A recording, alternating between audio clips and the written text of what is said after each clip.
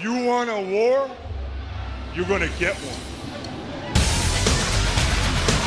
In this special episode of Reliving the War, the focus is going to go on you, the viewer, and your comments, questions, and thoughts about the series. I put out a tweet and a community post not too long ago asking if there are things on Raw and Nitro that you remember differently, how Reliving the Wars maybe changed your perspective on things, and I also wanted your takes on everything you see on the series. The amount of responses I got was insane, so thank you to everyone who replied. I won't get through them all today, but there's always the option of doing this again at a later date. So I'm going to read a ton of your questions and comments in this video while the main Reliving the War series takes a break.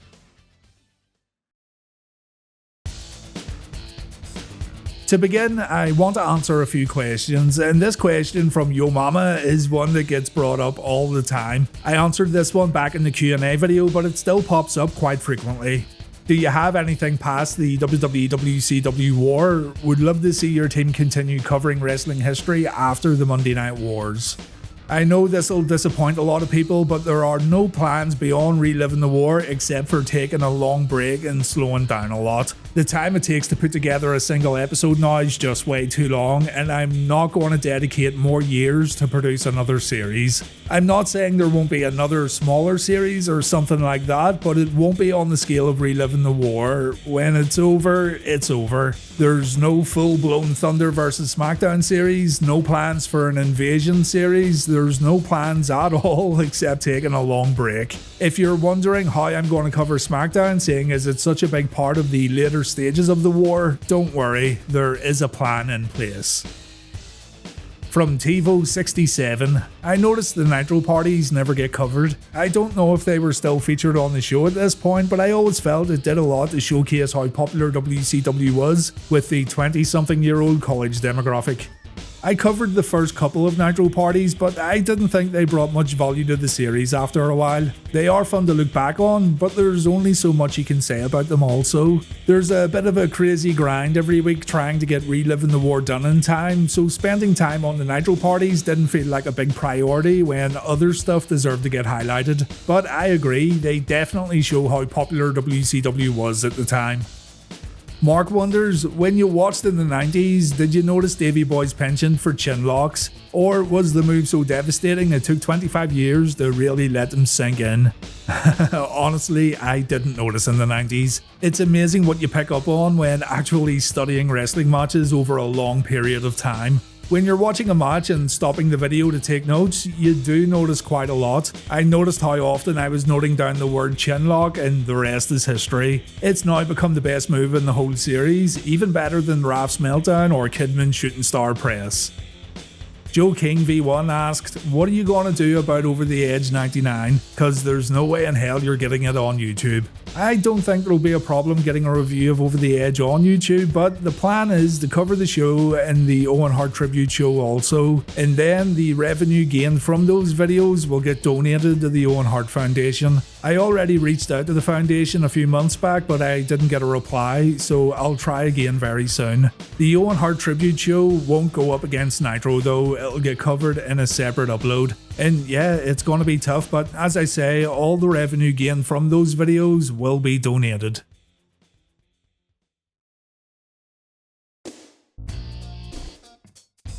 The next load of comments are more general thoughts and opinions, some Mandela effect stuff and what have you. Neon whatever said, I thought I would have looked back at WCW Jericho and cringed, but really I'm glad I saw the potential in his mic work and ability to work a storyline.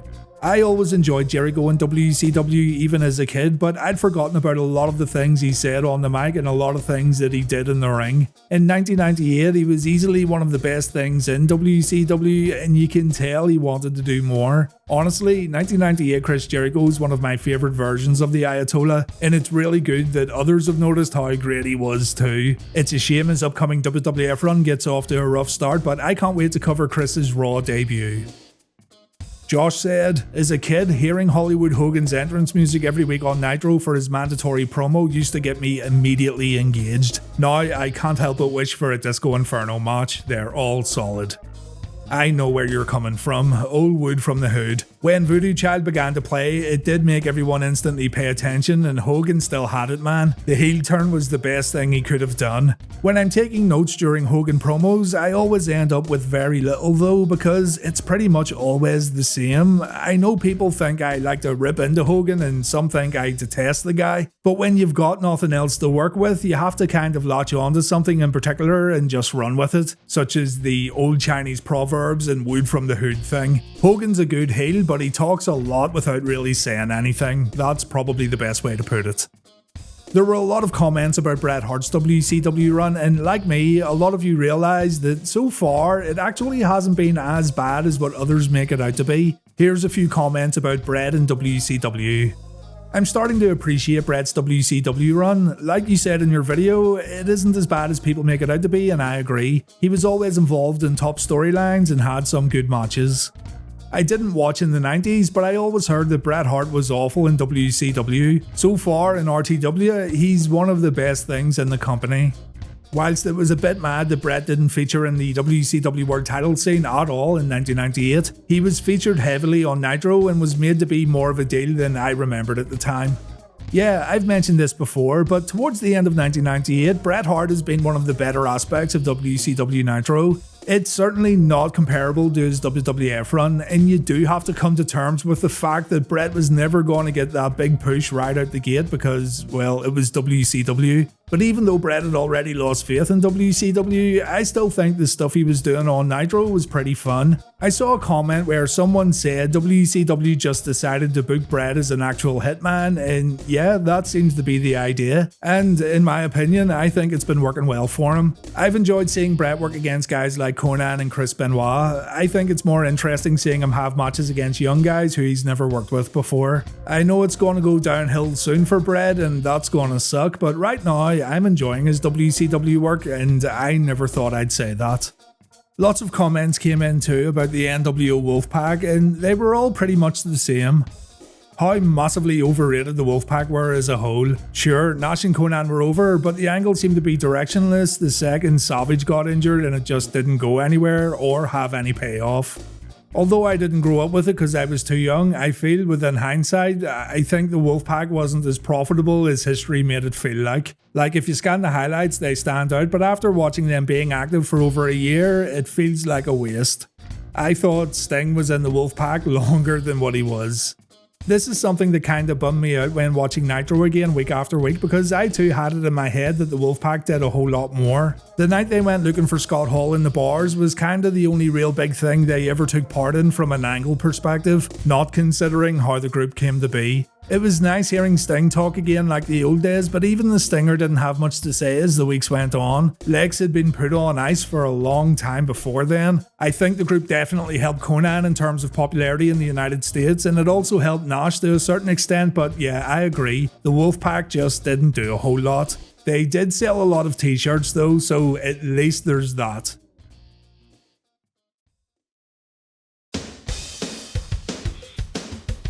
LT9 said, Reliving the War reminded me how I could never keep up with the lack of continuity in WCW. When Raw was on an ad break, I'd flick over to Nitro to see yet another NWO member or someone turning face or heel within a week. WCW wrestler entrances never seemed as hype as the WWF ones too. To be fair here, WCW also expected a lot from their viewers. They wanted you to watch Thunder, they wanted you to watch Saturday Night in some instances, and they wanted you to pay close attention to the commentary to the point where it got absurd. Seriously, storyline developments were sometimes announced by Tony Schiavone during an unrelated mid-card match, and if you went for a snack or took a leak during that match, then you missed out.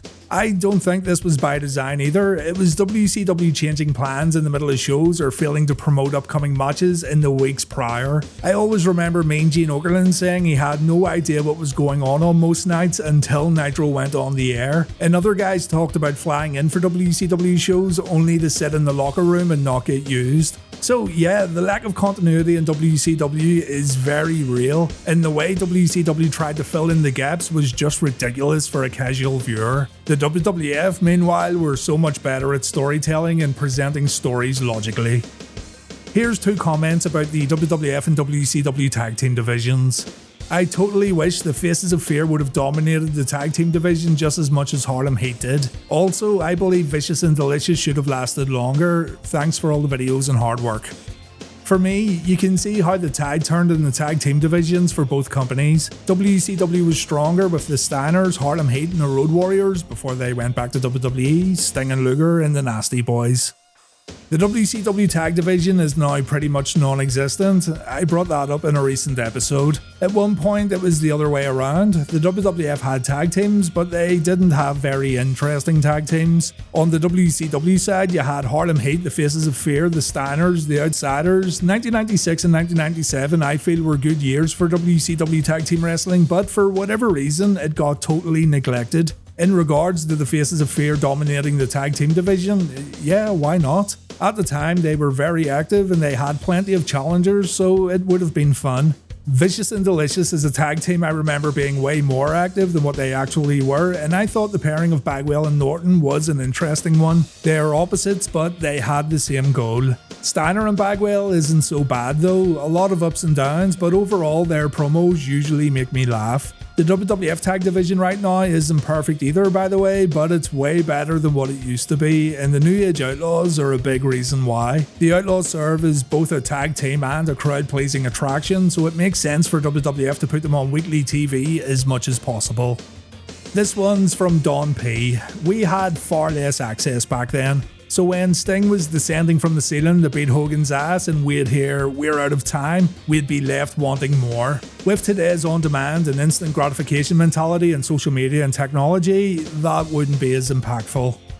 This resonates with me so much. The cliffhanger endings are seen as a negative today, and I too have been guilty of bringing up the early fade-outs on Nitro. But you're absolutely right. When the show ended, you were just sitting in front of your TV saying, "Oh my god, I have to wait another whole week to see what happens next." I do think nowadays that we as fans try to find answers for everything by going on the internet and trying to look up future plans or whatever's happening backstage. That whole side of wrestling generates a lot of money too these days, but it was such a different viewing experience back then when the show ended and you had no choice but to wait it out and speculate what was going to come next along with your friends. Someone who sees things differently now in comparison to way back in the 90s is Jack. Jack says, "As much as it pains me to reveal, but it's Kane and Undertaker. As I get older, I just can't suspend disbelief in supernatural events, including Paul Bearer porking the Undertaker's mom. I don't want to speak for everybody, but it's just as you say, it's to do with getting older, I believe. Even back then, we didn't really buy into the supernatural stuff and we just accepted these fun wrestling storylines for what they were. But I do laugh at the absurdity of some storylines as I'm taking notes every week. The Undertaker and Kane stuff, when you really think about it, is some of the most far-fetched storytelling WWF's ever presented, but you accepted it because it was just part of the show and it added to the variety. But I do know what you mean. As for Paul Bearer porking the Undertaker's mom, I don't find that far-fetched at all, mate. That's totally believable. Lincoln said Scott Steiner should have gotten a bigger push much sooner. I think a lot of us, and even WCW, slept on Scotty Steiner because he was always seen as a tag team guy, even though he proved himself in singles way back in the early 90s. He definitely wasn't given the greatest start in the NWO, he just blended in at first, and then, if you remember, Hollywood was trying to put Scott across like the next big movie star, and Bischoff had him on his NWO Later show and all that nonsense. And this was all while Scott was still developing the Big Papa Pump character. Right now in Reliving the War, he's definitely come into his own, and that short exchange he had with Goldberg at World War III shows us that people would have bought into Steiner as a main event player as early as 1998. But yeah, it's a fair point. Think about it, Steiner turned heel back at Super Brawl 8 and it's taken him this long to get featured on a weekly basis.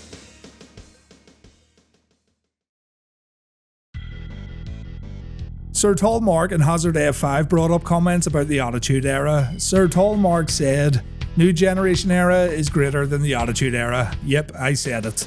While Hazard F5 said, "The Attitude Era of Raw had amazing storylines, but the in-ring bell-to-bell action was average at best the vast majority of the time."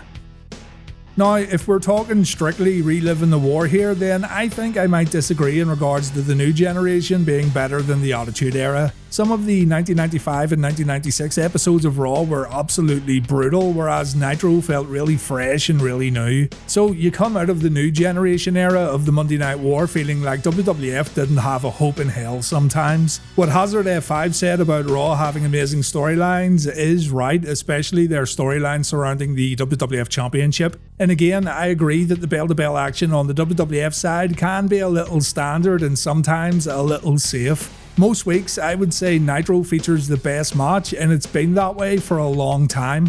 But as a television show from start to end, that's where Raw's War delivers. Raw may not feature the best match every week, but the way the WWF were able to hook viewers in week after week with storyline developments back then was unmatched, and it's something I think they struggle with today. Although they did do a wonderful job with the Bloodline stuff, and that kinda what's gonna happen next feeling came back for me when watching the Bloodline angle. Tug posted this comment: blasphemy to say, but when I was young I didn't enjoy Mick Foley, but now watching him work as an adult I truly appreciate what he did. Old Mick's so fun to watch right now. I'm not sure why you didn't enjoy Mick Foley when you were younger, but I'd guess it's because he maybe didn't have the typical superhero pro wrestler look maybe, or perhaps you just didn't find his ring style all that appealing. Yeah, it still makes me squirm a bit when I watch Mick take bumps. Even all these years later, it's hard to imagine the pain that man must have put himself through, and I do find myself appreciating him more, especially after reading his autobiographies and listening to his stories.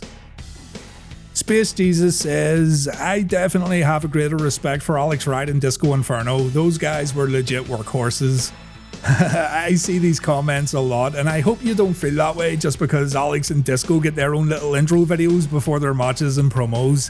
I made a video on Disco Inferno a long time ago, and I also said then that I liked him as a character. He entertained me as a kid. The whole thing about Disco never having a good match, or his only good match being the one against Dean Malenko at Bash at the Beach 96, is absolute nonsense though, and it's one of those echo chamber comments from folks who don't take the time to check out his other stuff. I've always been a fan of Alex Wright too, and his character's just perfect for having fun with on a series like Reliving the War. I also don't think he ever got credit for how good he was in the ring. By the way, it's also absolutely fine if you didn't like these guys, and if you still don't like these guys, that's okay too. But it's nice that folks can find some new appreciation for wrestlers of the past through Reliving the War. Mr. 92094 said, I didn't realise how quick a lot of those iconic Austin moments were happening back to back like this. Also, as someone who was mostly a WWF kid, I didn't realise how quick the NWO started to flame out and lose its cool factor. In regards to the iconic Stone Cold moments, I didn't realise it either. I would load up the next episode of Raw every week and say to myself, my god, Austin's doing this already, just after what he did last week, you know? They definitely set the bar really high for Austin's escapades, but he still maintained his momentum after that 4 or 5 week period quite well. Bearded D84, think there definitely has to be a shout out for what a great worker Perry Saturn was once he had a chance. For sure, underrated. I 100% agree. I would say Perry Saturn vs Raven at Fall Brawl 98 was one of WCW's greatest pay-per-view matches of the year. Every week on Nitro, Saturn puts in a lot of effort while other guys seemed happy to coast along. So I'm with you on this one. Easily one of the most underappreciated guys on the WCW roster right now.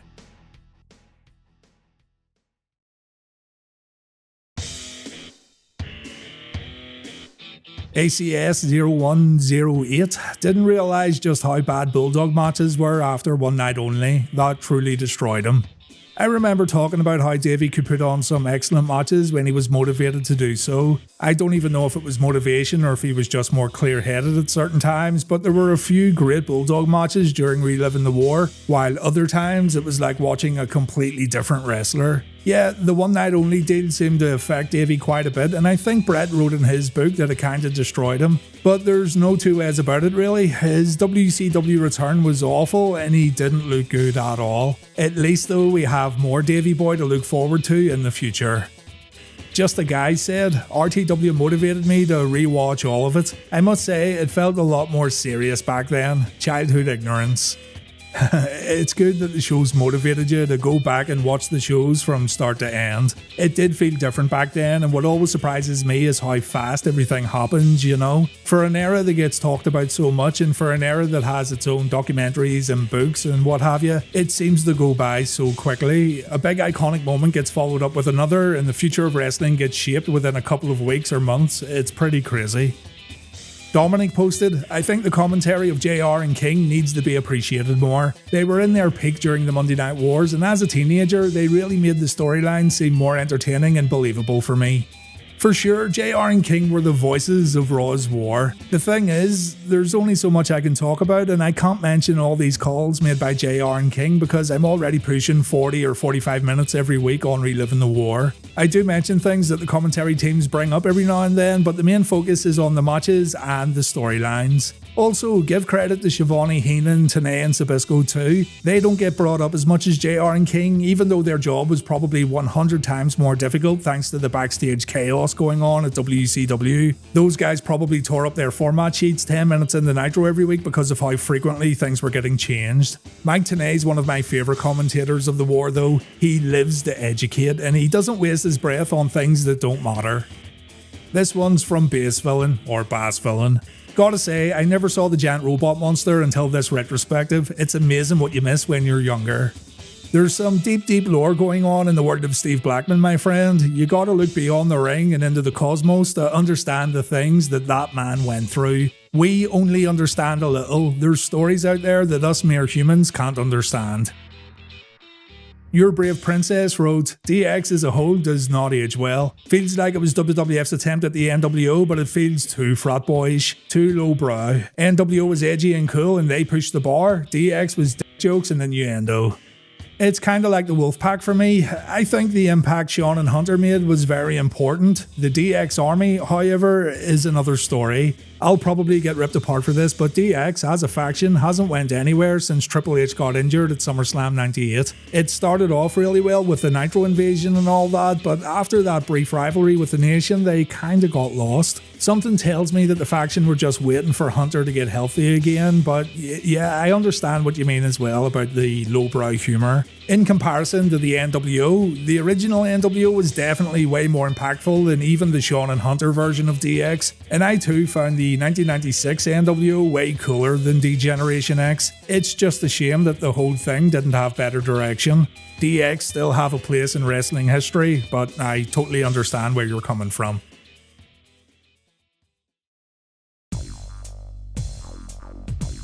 And we'll end the video with a few nice comments about this era of pro wrestling and reliving the war in general. First, Adam said, as someone who was born in 1995 and grew up watching the Ruthless Aggression era WWE with a dad who's been into wrestling since before the Golden Era, I always wanted to relive the era that my dad talked so fondly about.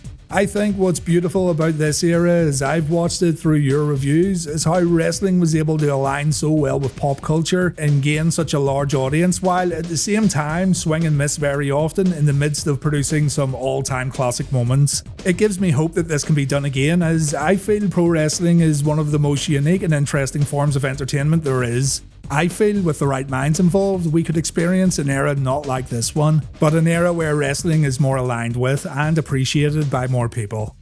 Not much I can say to that. It's a well thought out comment and it's on the money. Wrestling was so hot back then and it would be wonderful to see a big resurgence in popularity in the future, and who knows, everyone thought wrestling was dying in the mid-90s and look what happened when Nitro came on the scene. And finally, here's a comment from Justin. I just want to say thank you. Your video series reminded me why I love wrestling, but also grabbed my son's attention and showed him the fun and inside baseball of it all. It brought us together. We now watch wrestling nearly every night of the week together and have been to several AEW and WWE shows together. Man, that means a lot. You're doing something special with this series. It's still unbelievable to me that a show on YouTube can do things like this, and really I'm the one who should be thanking you and all you guys, because it's you who tune in every week and it's you guys who keep the show going. If interest was low, I would have stopped a long time ago, but seeing comments like this is really motivating. It's great that wrestling in general brought you and your son together, Justin, and if I even played a tiny little part in that, or if Reliving the War gives you 40 minutes to sit with your kid and you can tell them about the wrestling you watched when you grew up, then that's awesome. It's mission accomplished. Thank you for the nice comment. Again, I've got loads more comments, and apologies to all those who didn't get their comments featured in this video, but we can do this again as we begin to approach the final years of Reliving the War. Keep the discussion going in the video comment section. Thanks to everyone who responded to the initial Twitter and community posts, and I'll see you all next time. Take care. You want a war? You're gonna get one. Now get the guns, the drugs, the marching